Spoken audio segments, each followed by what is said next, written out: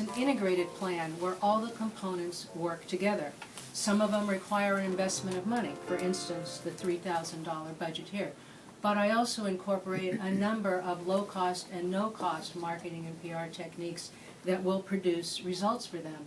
And I realize I'm on the traditional side of the spectrum here, but the plans that I create have a combination of traditional and new media approaches, offline, online approaches, but essentially, again, something that's going to be concrete strategies with an eye on affordable techniques that are going to produce results for my clients.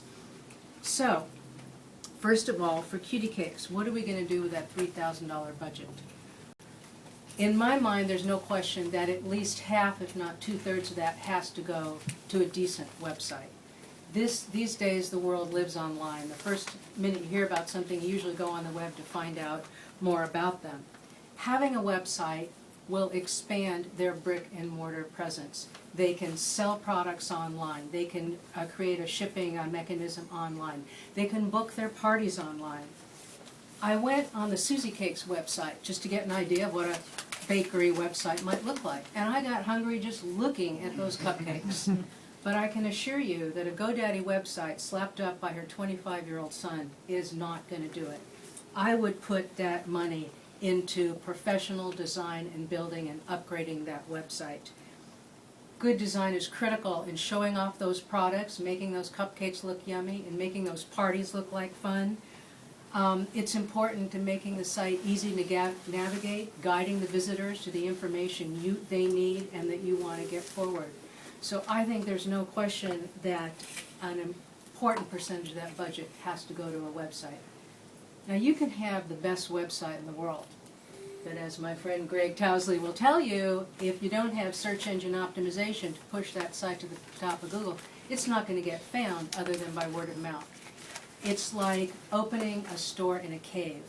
So the balance of that $3,000 I would put to search engine optimization, and Greg will be talking more about that.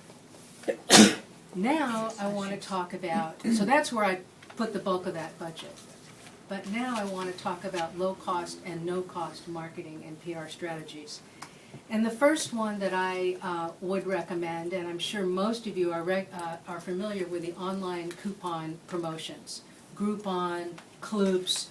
This has become hugely popular and one of the really more successful trends in online advertising. There is no upfront cost to the participant. They take care of all the advertising. It brings new customers in the door. It has old customers coming back. The Cutie Cakes has the opportunity to upsell once those customers get in there. And they know that when these coupons are sold, it guarantees foot traffic in the door. They only pay, the coupon companies take a percentage of the coupon sale. So depending on the profit margin, it's either no-cost advertising or very low-cost advertising. But again, you're guaranteed that foot traffic because you only pay when someone redeems the coupon. So they know you're coming in your door. So I would highly recommend they look into that. And I know Kloops, which is a local company, is a much lower percentage than Groupon because I've worked with both of them. The second thing I'd recommend is an electronic marketing campaign. A direct marketing is an excellent way for them to get in front of their target market on a regular basis. But all of us are inundated with electronic marketing, and we all delete 95 to 98% of what we get. When I'm working with my clients, I help them design an electronic marketing campaign with emails that their target audience click on and open because they contain information their target market is looking for. Cutie Cakes can use this to publicize weekly deals. They can talk about their weekly specialties, events they might be having at the store, which I'm going to talk about in a minute. And it's cheap. You can reach hundreds and hundreds of people for $15 to $30 a month through constant contact or vertical response, and it's very easy to do. But as I said, how do you make sure those things don't get just deleted on open and it's a waste of time? And I'm going to give you some tips that I give when I'm working with my clients. First of all, you have to stress the benefit in the subject line and the body of the email. For instance, Cutie Cakes Deal of the Week. Something that people know there's something in it for them to click on that email. and be brief. Just because you're doing it online doesn't mean you can go on forever. 2 or 3 sentences, maybe an attractive image, get that message across quickly. People don't have time to read a lot of copy. And here's a good thing to know. The best time to send these, Tuesday to Thursday, between 10 and 3. That's the highest open rate for these kinds of emails. And don't overdo it. Just because you can send them every day doesn't mean you should. Weekly, if you have weekly specials, monthly, just to keep in front of your target audience. But we all have people that send us these things like almost every day, and pretty soon they're going right to the junk pile because it's way too annoying. So I've been talking up to now entirely about really new approaches, online approaches. Now let's go old school and talk about some traditional techniques for driving sales. One thing I would recommend to Cutie Cakes is hosting events at their store.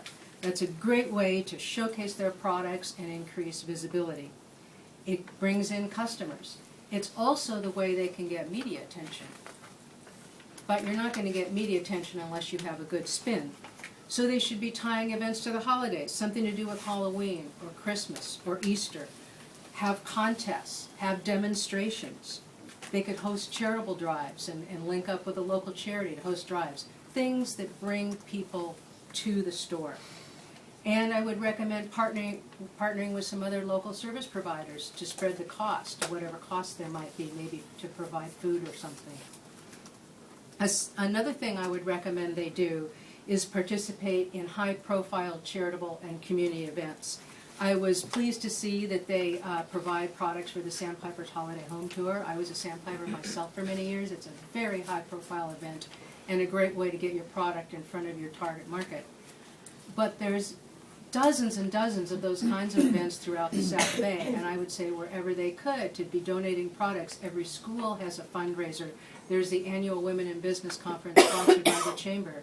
There's numerous events to get that product in front of your target market. So that's going out into the community, familiarizing them with your product. When I'm working with clients, one of the key things I do is look for strategic partnerships for them. What is going to be that pipeline of business, that partner that's going to shoot business their way? And for me, Cutie Cakes, it was a no-brainer. It's event planners.